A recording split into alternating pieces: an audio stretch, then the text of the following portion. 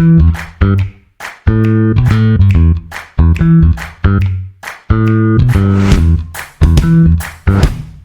listening to the Common Fan Podcast, a Husker football podcast for the common fan, by the common fan.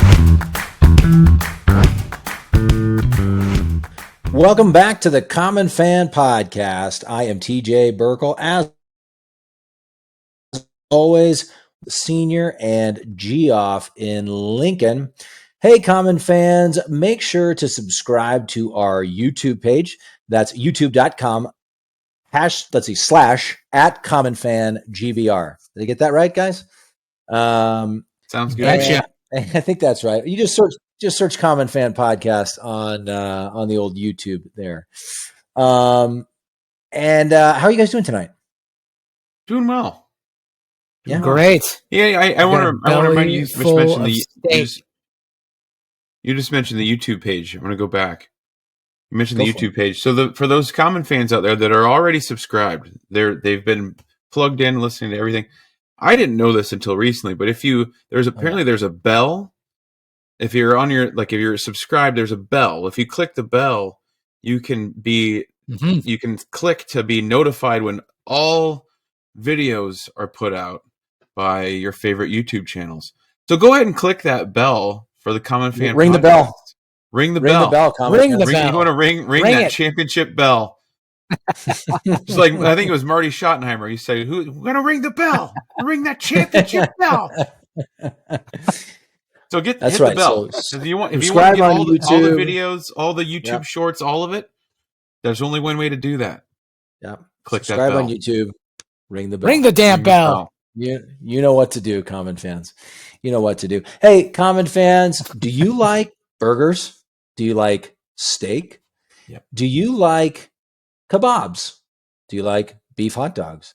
Do you like beef bacon? I could go on and on, Common fans. And what we're talking about here is certified Piedmontese beef. If you've listened to the Common Fan Podcast, you know it's a favorite of ours. And you can get it at your local Mercado Butcher Shop in Lincoln or Omaha, or you can go to cpbeef.com. So make sure you check out Certified Piedmontese, Common fans. The other great thing about the Mercado Butcher Shops, guys, is you can go in, you can get your favorite cut of meat, you can get a steak behind the counter, but they have hot food too. And so I've been, as a guy who's from Nebraska but doesn't live there currently, I've been following them on Instagram and the other social media pages. And man, I just want to dive in on some of the stuff that they put out there, the hot food that they put out there. So check out your local Mercado Butcher Shop. It's well worth it. You can get steak. You can go in at lunchtime, right? Over your lunch break, get yourself lunch, right? Get a hot sandwich or whatever they got going that day. And then you get steaks for the family for that night or for the weekend or whatever else. You can't go wrong. Go ahead, Jeff. What were you going to say? No, I was going to say they have great lunch specials. They're freaking delicious. So you stole the words right out of my mouth. Jeff, for whatever reason, is like a correspondent in Iraq right now, where there's a little bit of delay coming from when he's talking, or maybe like a weather reporter during a hurricane. there's a tiny bit of delay, and we can't figure out what it is. Let's go out to Jeff. Jeff, what are you seeing out there? Send it to Jeff in Baghdad. It's crazy out here, guys. You'll see the flashes of light behind me right now. All right, we've got a fun episode planned for you, Common fans. We are going to talk about the most meaningful games of the season, okay? Which games will define the Huskers football season in 2024. We're excited to jump into this. We've each picked three. We haven't shared them with each other. We haven't done any sort of backgrounding on this with each other. So we're going to discuss, we're going to debate, we're going to dive in on which three games will define the Husker season in 2024. So I think that's super exciting. Before we do that, guys, friend of the program, Joe Ritz, shout out to Joe Ritz, sent us an email recently that I thought was kind of thought-provoking. So I wanted to read it. I wanted to read it for all Common fans, and we could discuss here for a few minutes. So he says, Common Fan fellas, I have a question about our last 15 years of football and how we, the fans and public, treat or respond to players today compared to our expectation of the 90s. It seems all too repetitive, especially after an ugly or frustrating loss, to respond with, well, they're just kids. While I was only 8 years old by the year 2000, way to rub it in, Joe Ritz, way to rub in your youth. I have a hard time believing that that was our response after a loss in the dominating decade that was the 1990s. Have we fans today become acclimated to being disappointed so often that we rely on that statement as a borderline scapegoat? Is this the turn of society as a whole where we have to be nicer to these athletes? I find it hard to believe Saban would agree that we are too tough on them. After X amount of one-score losses, I find it mind-numbing to say, well, they're just kids. Cheersing a Miller Lite, Joe Ritz. Joey Ritz. Joey Ritz is a Miller Lite guy, eh? Yeah. Great taste, less filling. I don't mind it. I don't mind it. That's a great email from Joey Ritz. That's a great email. Appreciate the contribution, Joe Ritz. Basically, what he's saying, he's attributing our failures of recent years to the fact that we're not mean enough to the 18 to 22-year-olds who are playing a game on behalf of our favorite university. Is that your guys' read? Is that what he's saying? Well, here's the thing. Like, I get both. And I hate to sit on the fence on this, but I get both sides of that. Like, yeah, they're kids, but that statement, I think, to me was more meaningful several years ago before NIL.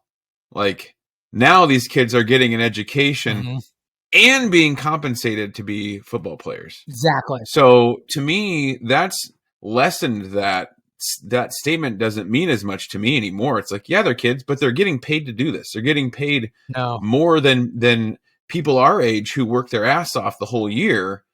And they have to go to school, which isn't easy, but they have to go to school and they play football. Like, you know, I know a lot of common fans would probably say, I'll trade places with them. Like, honestly. So the argument of saying they're just kids, to me, it's kind of hollow now. It's like, yeah, they're kids, but that kid is making $1.5 million this year to play football, to throw touchdowns. It's a job now. Yeah. But I mean, even you look back and I don't think we were easy on when we were dominant and we did happen to rarely lose a game.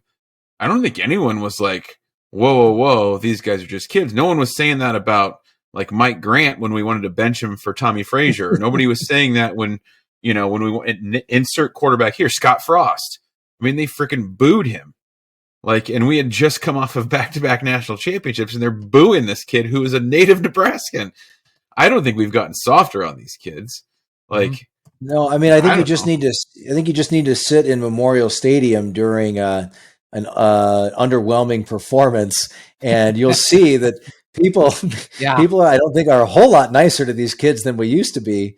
I think I think you guys make a really good point, and I think like to the extent that we talk about it on the Common Fan podcast or on the morning radio show, you know, we're not morning radio guys, but like Gary Sharp or those guys talk about it on their radio shows, or the journalists write about it. I think it's fair game, right? It's fair game to criticize poor play.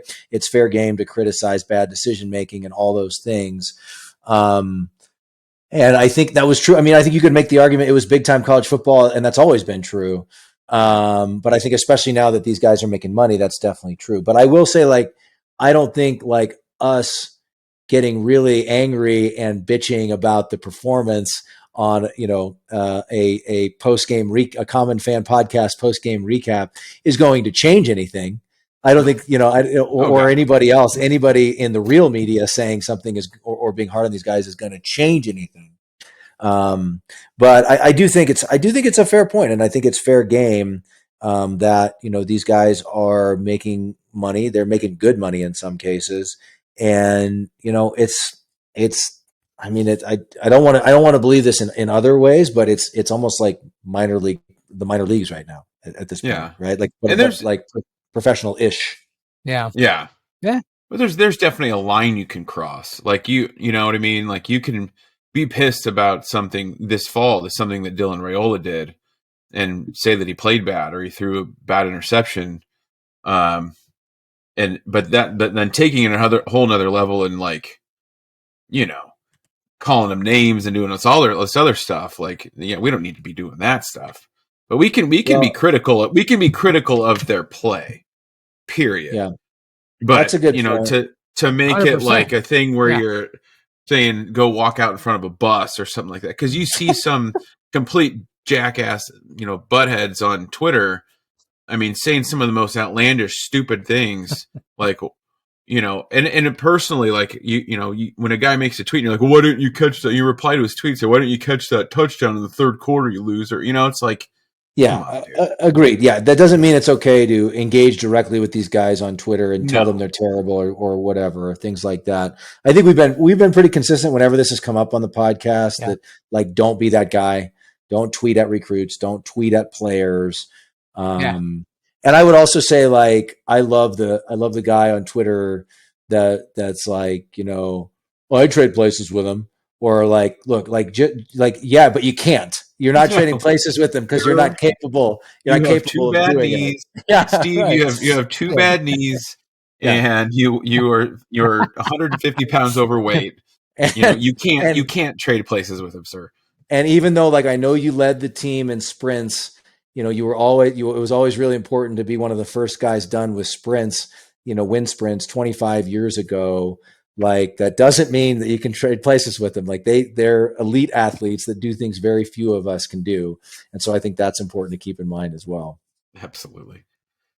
But you know what? Joey Ritz is a day one, and that was a great email, Joey. He's an OG. He's a Common Fan OG. He's a day one. That's a great submission. Early adapter, contributions are welcome from all Common Fans all the time. commonfangbr@gmail.com. Send us an email, or you can shoot us a message on Twitter or Facebook or YouTube or anywhere where you could, Instagram, anywhere you can find us. But love hearing from the fellow Common Fans out there. But great job, Joe Ritz. Great job. Just bring it. Joe Ritz. I think it's very rare. It's very rare that Joe Ritz steps on the mound and doesn't throw strikes. He just steps on the mound. He's always, the fastball is always there for him. He's always consistent with his location, and he's got a good mix of off-speed pitches as well. So way to go, Joe. Yeah, and dare I say he's just pounding the strike zone. Just pounding the he's strike just consistently throwing strikes. Absolutely. Just pounding the zone. I love it. All right, fellas. Well, the season is upon us. The spring game is over. We're now in that sort of no man's land for May, June, and July, when we're gonna be we're just now, like, we're just frothing at the mouth, waiting for football season to get here. Get me to fall camp. Get me to game number 1. But we're getting there. We're making progress, guys. We've gotten through the winter. We've gotten through spring ball. We're getting there. All right. So hang with us, Common Fans. So we're going to do a fun little exercise tonight, in honor of, looking forward to the season. And we're going to talk about, the 3 games that will define Nebraska's season in 2024. So we each made a list. So we'll probably end up talking about more than 3 games. And this is not really in order of like 1, 2, 3 or 3, 2, 1, most important, least important, whatever it might be. We're just going to go through, I probably am just going to go through in order of the schedule. You guys can do it however you want. If you want to list them like least important, most important, just make sure to say what you're doing. And I'm going to try to keep track as we go, so we can review at the end. We're going to go the same order every time. We're going to go Matty O, Geoff, and Lincoln, and then Tej. So, Matty O, why don't you start us off with your first game that will define the season, the 2024 season for the Huskers? Sure.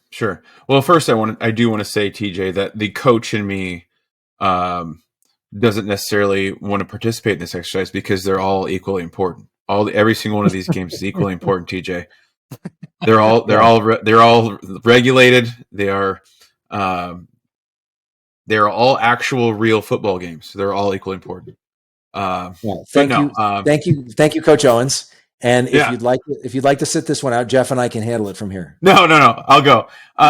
So first one I got, I'm going to go in order of soonest to later on. Schedule wise. So I think first game's important. Don't get me wrong, but week 2, Coach Prime coming to town, Shedeur and Shiloh coming to town. I don't know that it's terribly important in terms of obviously every single one of our conference games is more important, but I think for our team's psyche, okay, I've been over the several episodes here over the past month and a half. We've talked a little bit about the psychological aspect of Nebraska football. And while I don't think that the coaches and players really, the Colorado thing is that psychological, it definitely is for the fans. And sometimes I think some of that kind of seeps into the team. So I think Colorado week 2, and certainly nationally, I mean, if Coach Prime comes into town and we beat the Buffs, it's going to be on SportsCenter. I mean, it's because everybody's going to be wanting to see how Dion does this fall, and Shedeur. No doubt he'll probably be a Heisman candidate, right? So, so from that aspect of it, of national attention and just the psychological part, I'm going Colorado Buffaloes as my first pick. Not necessarily in order of importance, but that's my first big important game. Interesting. Geoff, I'm curious to hear what you have. I'll just respond to that really quickly, Matt. Without giving mine, I really wrestled with that one. That one, looking at the schedule, that's the first one that really comes to mind. And there's part of me that says, it's hugely important. We need to win that game. There's part of me that says, well, like you said, it's not as important as any of the conference games. If we want to talk about being in the mix in the conference, I think the question I came down to was, I think for fans desperately want to win that game. Obviously, it's hugely important for fans. Yeah. Is it equally important to the team, the guys who don't have the history? I mean, so we played them last year, but they don't have 20 years of history or 5 years of history of playing Colorado every year, or it being a real recent rivalry. I know we played them a couple times in the Frost year, but I think that's an interesting question to consider, where I think fans will be a little bit despondent and maybe furious if we lose to Colorado again. But I could see the team sort of bouncing back pretty quickly. We have you and I the next week, getting another win quickly and then rolling into conference play. So I think that's I don't think it's a bad pick at all. It's just I really, really wrestled with that one. So yeah. Geoff, what'd you have? Yeah. Well, I actually went down the same road, and I was torn with Owens between the first and the second game. Obviously, it's UTEP for the first game, so I would imagine it shouldn't be a big worry for us. But as we've seen in the past, those first games do matter. I mean, with the rain delay and the first game of Frost era, I feel like some people believe that set the tone, and the cancellation of the game set the tone for the rest of his tenure. But I do have to go with Colorado as a big time impact game, and mine's probably a little bit more shallow. You guys can go in depth about, the talent that they have and the second year under Deion Sanders. I just don't like them at all, and that's my reason. I don't like Deion Sanders. I don't like Colorado. They piss me off. They've got people running for the hills right now, transfers jumping in the portal faster than you can imagine. So I would really just love to have them in town and just kick them while they're down.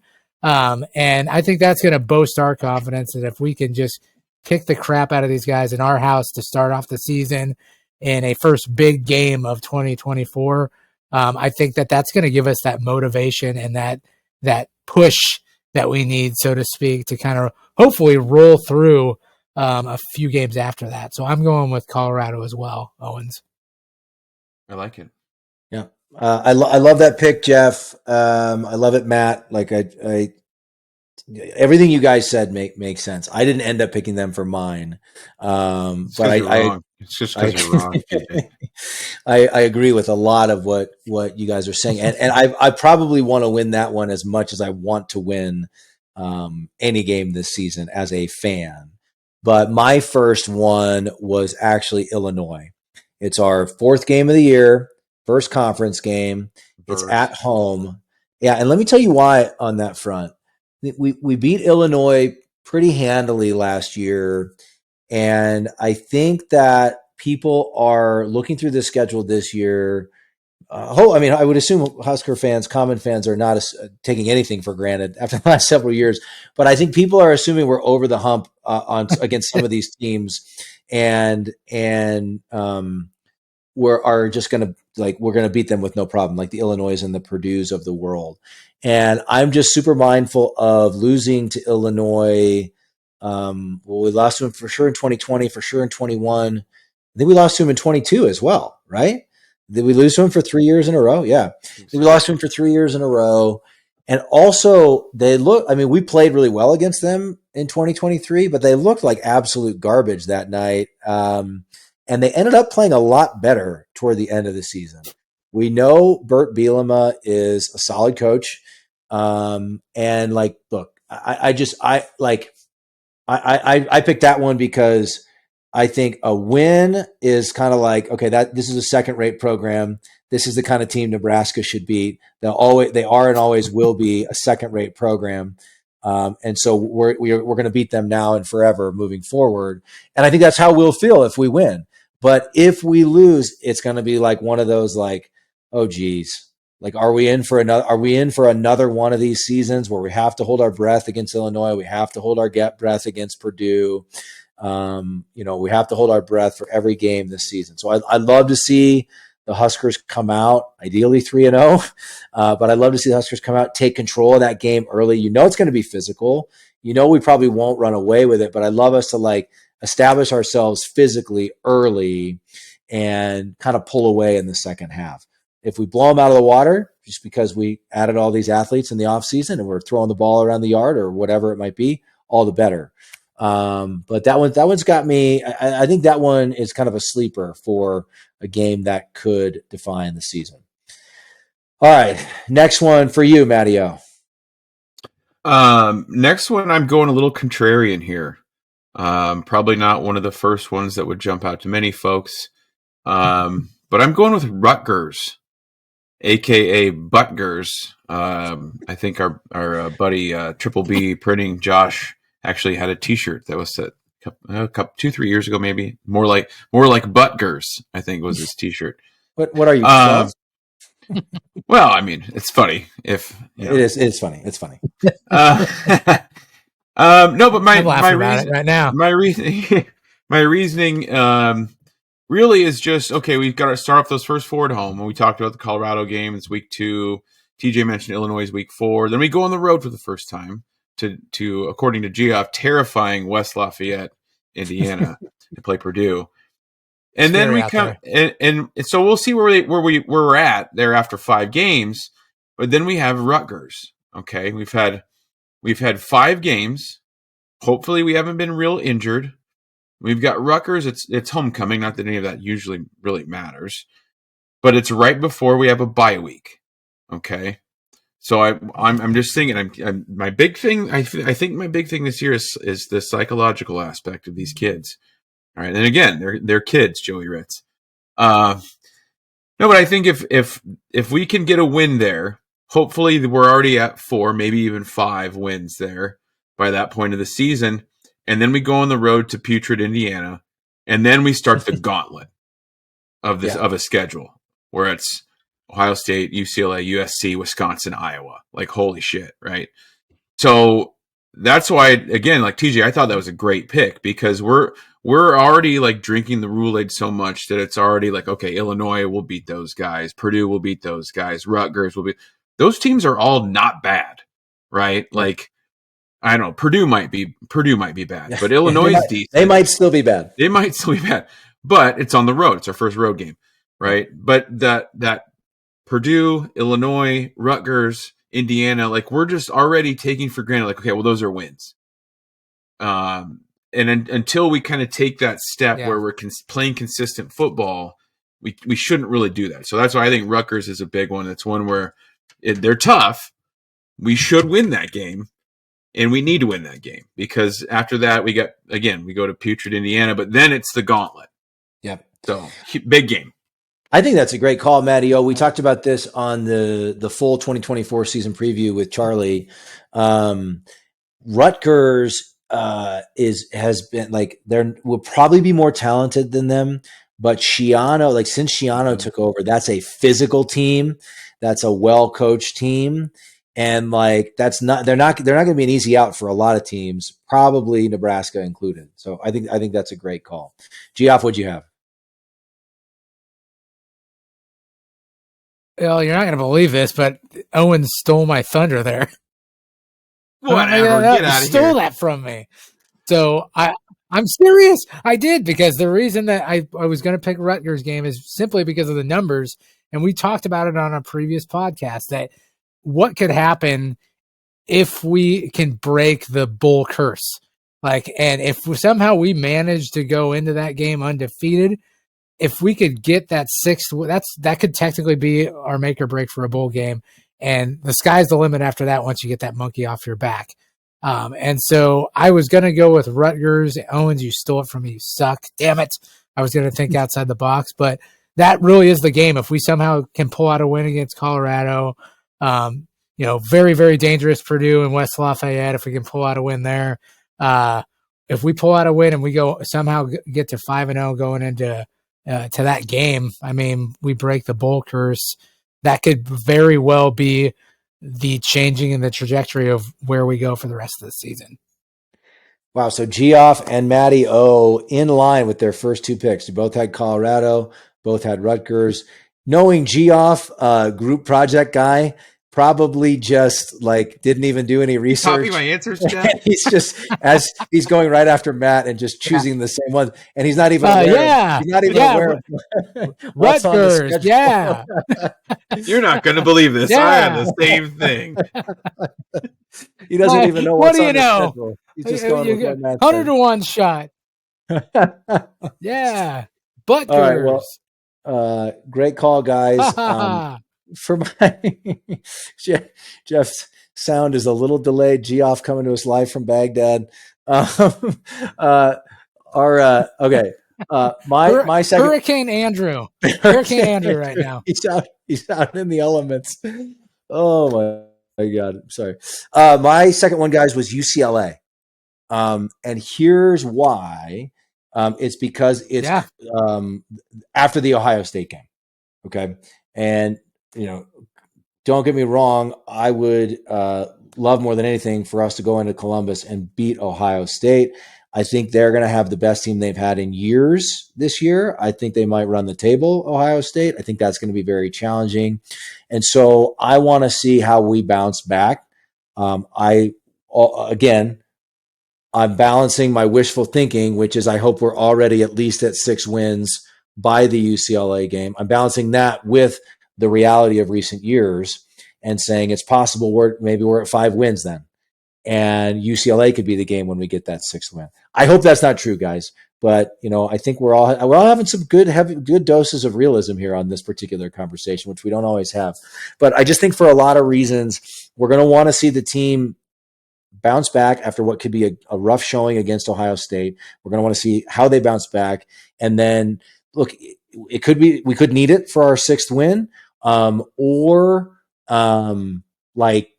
Maybe we're already at 6 wins. Maybe we're at 7 wins or something like that. I still want to see how the team bounces back, because then it's like, okay, how far can we go? How much can we get out of this season kind of thing? Because the rest of the way is pretty rough with our old friends of Wisconsin and Iowa after that.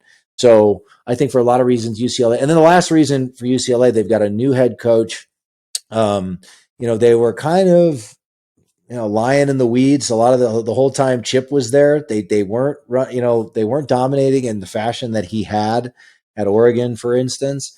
And so I wouldn't have expected them to be great this year, but they'll probably have some athletes. It's a transition year with the new head coach. So I look for them to struggle a little bit, which is one more reason we need to pounce, and that's a home game too. So I like our chances to bounce back there, but I'll be holding my breath a little bit to see if we actually do it. Matteo, game number 3 that will define the season for the 2024 Nebraska Cornhuskers football team. I'm going with our old nemesis. Can't get the monkey off the back. Wisconsin. It's the last home game of the year. As we go on Black Friday this year, we go to Iowa. I think, and we talked about it in a prior episode with Brandon Vogel about just how we're very similar teams. Like talent wise, we're very similar to Wisconsin. We have been since they've owned us, since we joined the Big Ten. We've been just as good or more talented than Wisconsin. We just cannot get the monkey off the back, and whatever reason, we just find a way to lose. So that's a big one for me. Last home game of the year. Hopefully, it's not coming down to Wisconsin and Iowa at the end of the year for us to get to a bowl game. Hopefully, that's to get win 7, 8, or 9. Please God. But I feel like that's going to be whatever our record is, whatever their record is. Like that, I have that one circled a little bit for me. Like we just have to at least maybe every other year or every 2 years beat them. Like obviously, I want to beat them every year. Don't get me wrong, but we can't let this continue because what is it? Is it 7, 8 years in a row? 9? How many times? Last time we beat them was the 2012 regular season. Yeah, I mean that is god awful. Which How is is insane. it possible? It just seems impossible. That's insanity. Like I don't know if it's like one of the add that to the list of the things that we need to do, like the midfield, like Ted Lasso ceremonial burning of like old items or something. Like it's just unheard of that right. You can lose to it. And like I said, as talented or more talented than Wisconsin since we came into the Big Ten, and for whatever reason, like. We just cannot beat them. And some of the losses have just been such gut punches. I mean, some of them have been blowouts. Those were gut punches in their own way, including the Melvin Gordon game, which people forget we were up 17-3 in that game in Madison in the snow. And it looked like we might just run away with it. And then Melvin Gordon ran for a country mile. Yeah. Think about 2015, Riley's first year was the Andy Janovich run with 3 minutes to go. And then I'm trying to remember this. I think then Riley they went down again. Then they went down and missed a field goal, I'm pretty sure, and then got the ball back one more time and made a field goal. They had a missed field goal in there somewhere. I might be misremembering that. I think you're right. 2016 was when we started 7-0, and then we go into Madison, we lose in overtime. I was there. I was so convinced. I was so sure we were going to win that game. I was 1,000% sure we were going to win that game. And then I'm trying to remember. Frost teams had some really good battles against them. We played them tough a couple times, yeah. We played them tough. 2021, we played them tough. 2022 was, let's see. I'm pretty sure we played them tough in 2022. And then after they had fired Christ. Yeah, that's right. Jim Leonard was the interim. Oh, we were up that one. We were up. We lost that one like 15-14 or something. That was with Mickey, right? Yeah, and I think we were up like 14-3 or 14 to something. 14. We were up big going into the fourth quarter. Yeah. And then 23, of course, we go into overtime with them. So it's just that's a good microcosm of all the pain we felt. That's unbelievable. Yeah, it's crazy. Yeah. Yeah. Okay, Jeff, Geoff in Baghdad. Beirut. The rain's coming down really hard right now, fellas. I'll tell you that much right now. For my third pick, I will not. This is proof that I'm not just group project guy in school. I'm going to go with, as you all know, I've been banging the drum for this all season, but I'm going to say Ohio State. Simply because if we're going to make the playoff this year, that's the game that we need to win. And I don't care how it looks. If it's sloppy and lucky or if we beat the hell out of them, we need to win that game at the Horseshoe. And I want to do it because I can't stand Ryan Day. That dude drives me freaking nuts, man. To take a page out of Owens' book here with Rutgers, a.k.a. Butgers, I want to beat the shit out of the Ohio State butt guys this year in their own house. That's my game. I'm sticking to it. I'm not coming off it. We're winning that game, and that's going to change the entire trajectory of not our season, but the entire freaking program. Wow. Geoff has I'm ready to run through a brick wall, Jeff. Yeah, Coach Langenberg. Geoff has been consistent on this. And thank you. like, no one's going to deserve more credit than you if and when we beat Ohio State, Jeff. Yeah. I love it. Love your enthusiasm. I love that you're not backing down on this take. All right, guys. I went with I had to do it. I went with Iowa, just because. Look, let's face it. We've talked about this before. They are our rival. We don't like them. They don't like us. This is a good thing. We should embrace this. Like, we've been in the Big Ten for over a decade now. We have some history. We've built up some history, and it gets under Husker fans' craw, as it should, that they've won whatever it is, 7 out of the last 8 or whatever, when we are and always will be the superior program. And we know that. So I firmly believe we're going to get to a point where we run off several wins in a row against Iowa. But until we get to that point, I think it has ideally, very much ideally, we're all ready to bowl eligibility and hopefully beyond even 6 wins by the time the Iowa game rolls around. So maybe that would soften the blow of a loss, perhaps.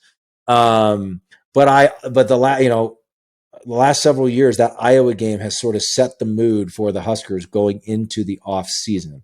Again, if we're going bowling this year, maybe that changes even with a loss. But I just think it's so important for the fan base now.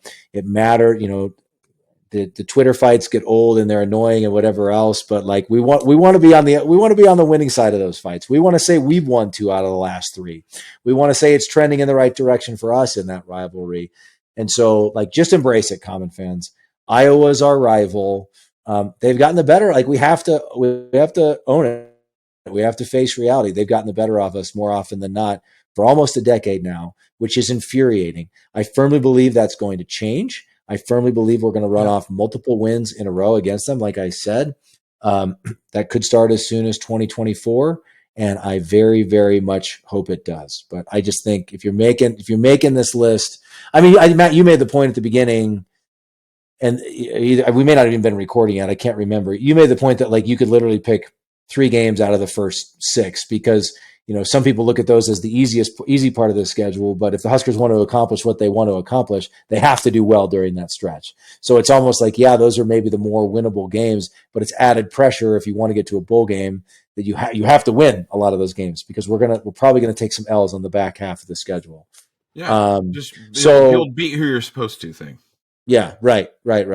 So you could argue you could make an argument for just about any game on the schedule, but for me, that Iowa one holds a lot of weight for the fan base. Now, they are the new Colorado. I don't know that I would, they're not the new Oklahoma because that's just different and that's historic. But they're our rival and we got to beat them. So that's that. I'm sticking to it. I agree. All right, 100%. They're absolutely 100% our rival, our main rival. I don't know. I honestly don't know that we could say we have another one. I mean, we wanted it to be Wisconsin, but like I said a few minutes ago, like, they've owned us even more than Iowa has somehow. Yeah. So I don't think we can necessarily call it a rival. I think we have one rival, and it's Iowa.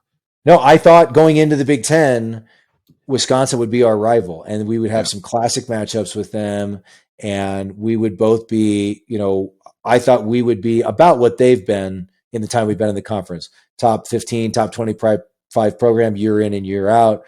Sometimes we're winning the conference. Those are the things they've done since we've been in the conference. Although they may not have won it, but they've played for it several times. We not quite so much, but we're on the way back. Common fans, we're on the way back. Yeah. Okay. Any final thoughts, Matt and Jeff? This was Matteo goes Colorado, Rutgers, and Wisconsin, right? Yep. Rutgers. Geoff goes Colorado, Rutgers, and the Ohio State guys. And Tej goes Illinois, you got it. UCLA, Iowa. You can't go wrong, Common fans, and it's just fun to think like we're gonna be in the thick of it before we know it. We're getting there now. We've made some headway on 2024, and it's gonna be fall camp before we know it. Yeah, I mean, hey, I said this a while back. It's a natural progression. It goes March Madness, the Masters. We're getting well into baseball season. spring football is going to be wrapped up, and then summer will just fly by. Yep. It always does. Yep. The kids will keep you busy, play some golf, do whatever you do, go fishing. I don't go fishing very often, but some people do. Whatever you do in the summer, it flies by. You're going to the pool. Next thing you know, it's fall camp. Here we are, strapping on the pads. Absolutely. Taking the helmet, the little kid's plastic helmet that you got off the mantle, putting it on. Go ahead and put it on. It's way too small for your head. Just go ahead and throw it on. Slap yourself on the head a couple of times. Wear it in the basement when no one's at home. Yeah. You know? Yes. I mean, I've never done it. Yeah. Do a few push-ups. Hit the sled. What's that VHS tape, I think, Owens, that you used to blare at your old place back in the day on game day? Was it VHS or a DVD? But it was a compilation of songs and like football highlights. Oh no, that was a CD. I would if somebody could find the CD for me, I would pay top dollar for it. I think the university actually made it and put it out. It would be like it would play like the Lyle Brums or Johnny Rogers call, and then it would play a song. I think that was like Johnny Be Good played right after that. But it was pretty outstanding. I remember this. It had Run DMC, My Adidas was on there. There's some pretty good tunes on there. Yeah. That sounds outstanding. And like when you're, it was awesome. 20 something years old, it's a football Saturday. That's just your background soundtrack while you're pumping the keg and manning the grill. Yeah. That thing goes on at about 8 a.m. and it plays until kickoff. Oh, that's outstanding. God, just can't wait for all of it to be back, boys. Just absolutely can't wait. Beauty. I gotta get a new Husker flag. My flag paid the price, went down last year. Oh, like this one? Yeah, I saw your flag back there, and I remembered like I never put a flag up this last season, so whatever struggles we had, it's on me, guys. I didn't have the flag up. You own that, by the way. It's all my fault. Own that. I will. That's the kind of guy I am. We're all in this together. OOU. One of us. We're all together. One of us. OOU. All right, boys. Well, any final thoughts for the common fans on this one? Jeff in Beirut. The weather out here is. Hopefully I make it through the nights, folks. And I'll bring you live updates tomorrow morning when the sun rises. I love you all. I love my family. It's like Jim Cantori, like clinging to a light pole, like blowing away in the storm. Get to safety, Jeff. Find a safe place for the night. All right. Well, thanks for joining us as always, common fans. So excited. We're frothing at the mouth for football season to get here. And we'll be back at you soon. So until next time, common fans, as always, GBR for life.